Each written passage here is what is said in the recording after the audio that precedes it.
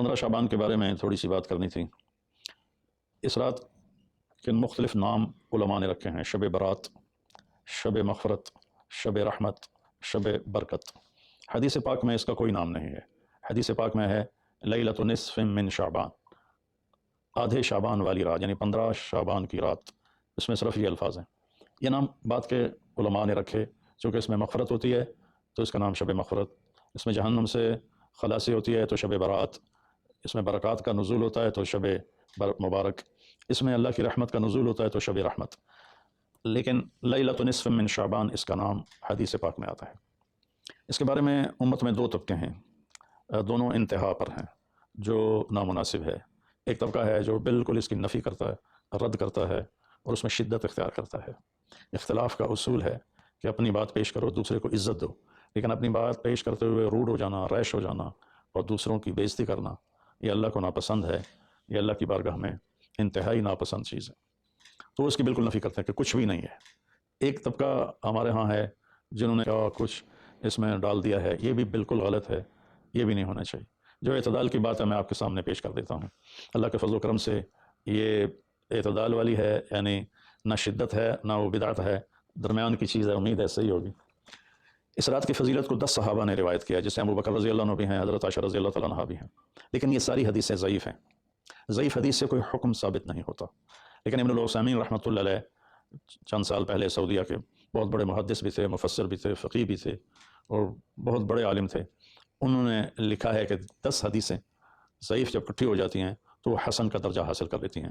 حسن لغیر ایک ٹرم ہے محدثین کی کہ وہ قابل قبول ہو جاتی ہیں اور اس کو فضائل میں قبول سمجھا جاتا ہے، حجت سمجھا جاتا ہے۔ عمل کے ثبوت کے لیے، عبادت کے ثبوت کے لیے، عقیدہ کے ثبوت کے لیے صحیح حدیث کے بغیر کوئی حدیث بھی قبول نہیں ہے۔ تو اس لیے 10 حدیثوں ضعیف کا جمع ہو کر اس کی فضیلت کا بولنا اس کے اندر کچھ نہ کچھ رکھتا ہے۔ اور فضیلت جو اللہ کے نبی نے ارشاد فرمائی کہ 15 شعبان کی رات کو حضرت عائشہ فرماتی ہیں میں اٹھی تو آپ بستر پر نہیں تھے، تو میں ڈھونڈنے نکلی تو آپ جنت البقیع میں پہنچے ہوئے تھے۔ تو آپ نے دیکھ کر کہا عائشہ تو کیا سمجھتی ہے کہ اللہ اس کا رسول تمہارے ساتھ خیانت کریں گے؟ میں تو بقیع والوں کے لیے آیا تھا دعا کرنے۔ پھر آپ نے فرمایا آج کی رات وہ رات ہے جس میں اللہ تبارک و تعالیٰ بنو کلب ایک قبیلہ ہے جن کے پاس بھیڑ بکریاں بہت زیادہ تھیں، کہا عائشہ جتنی بنو کلب کی بھیڑ بکریوں کے جسم پر بال ہیں ان بالوں کی تعداد کے برابر اللہ تعالیٰ اپنے بندوں کو مغفرت فرماتا ہے، جہنم سے خلاصی فرماتا ہے۔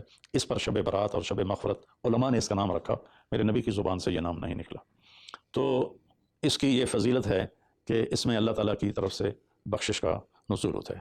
باقی یہ جو کہتے ہیں کہ اس میں فرشتہ اترتا ہے اور سارے سال کا بجٹ بتاتا ہے اور سارے سال کے واقعات، یہ کسی حدیث میں میری نظر سے نہیں گزرا۔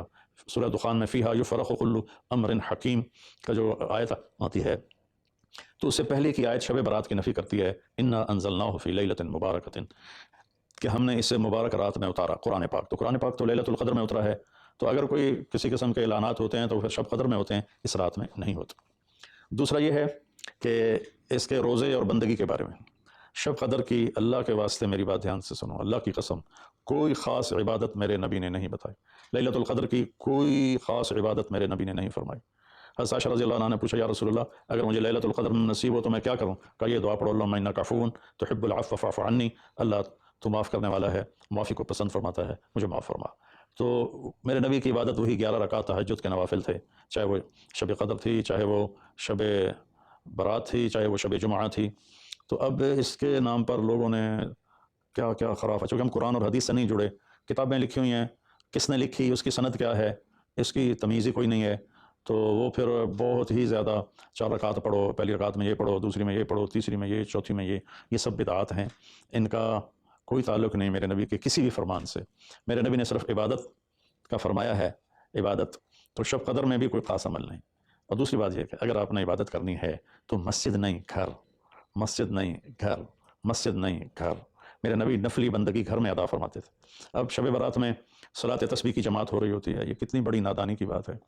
نفلوں کی تو جماعت ہی نہیں ہوتی تو یہ صلاۃ تسبیح کی جماعت کروا رہے ہوتے ہیں۔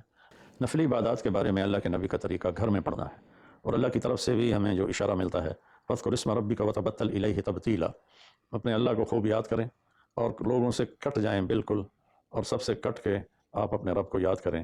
ومن اللیل فتہجد بہ نافلۃ لک عسیٰ ان یبعثک ربک مقاما محمودا فإذا فرغت فانصب وإلى ربك فارغب۔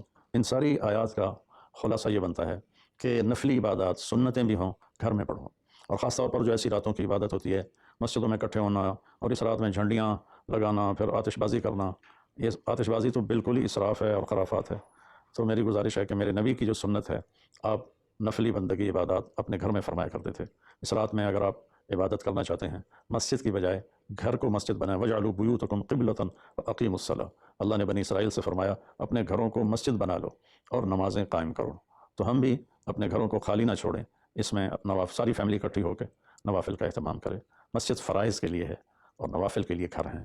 تو امید ہے میری اس بات پہ آپ غور فرمائیں گے، ناراض نہیں ہوں گے۔ تو میرے بھائی بہنوں، اس رات میں کوئی بندگی عبادت مخصوص نہیں۔ ہاں، آپ تہجد کے نوافل پڑھیں، ساری رات پڑھیں، آپ قرآن کی تلاوت کریں، ساری رات کریں، آپ اللہ کا ذکر فرمائیں، ساری رات فرمائیں، آپ دعا مانگیں چاہے ساری رات مانگیں۔ یہ مخصوص اعمال یہ ہیں: نماز، تلاوت، ذکر اور دعا، اور آنسوؤں کے ساتھ۔ اپنی کھیتی کو پانی نہ لگے تو سوکھ جاتی ہے، ایسے ہی دل میں بھی ایک کھیتی آباد ہے ایمان کی، اسے آنسوؤں کے چند قطرے ہی سمندر بنا کی طرح سیراب کر دیتے ہیں۔ تو آنسوؤں کے ساتھ نہ ہو تو کم از کم رونے والی کیفیت ہو۔ تو یہ تو اتنا سا شب برات ہے۔